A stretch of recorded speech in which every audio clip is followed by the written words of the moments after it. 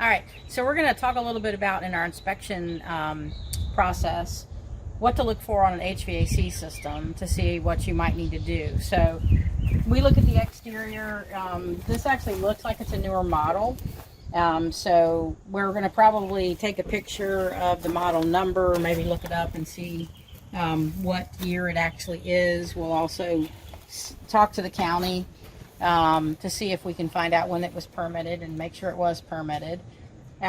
When you're looking at the exterior unit, you know, one of the things that you need to look for is that it should be on a pad. So if it was installed properly and to code, this should be on a pad. It should be the right pad. The pad should be tied down or strong enough, and then this should be tied down to the pad. It also should have a disconnect attached to it out here. So it looks like that is correct. Then, you know, we're going to follow this piping inside and just kind of see where this goes and whatnot. Because you also want to inspect the inside unit, make sure it was replaced as well. And then you want to make sure that all your refrigerant lines and all your the line that actually takes water out of the air handler out to the outside is done correctly. So one of the things that we noticed is that the refrigerant line and all the wires and the line to the condensation line is actually not in walls. It's actually in a closet, which is really not a good thing, probably not even the code. So that's one thing that we're going to definitely have to address and fix. That was also a 2.5 ton unit. If we remodel this house, it'll be over 1,400 square feet. We're going to have to verify that that's enough. 2.5 tons is truly enough. The inside unit looks like it's a newer unit too.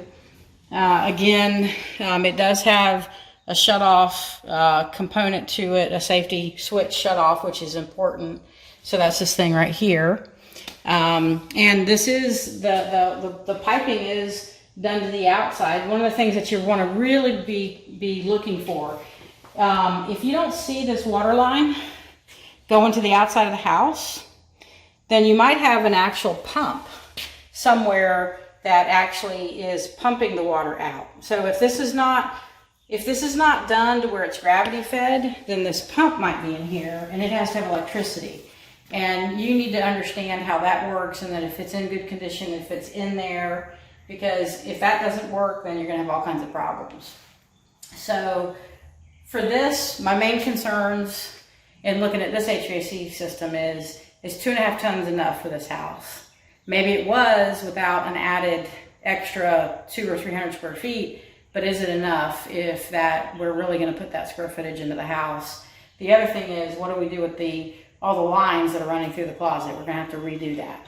So those are my biggest concerns with this, and then we need to find out the age of this.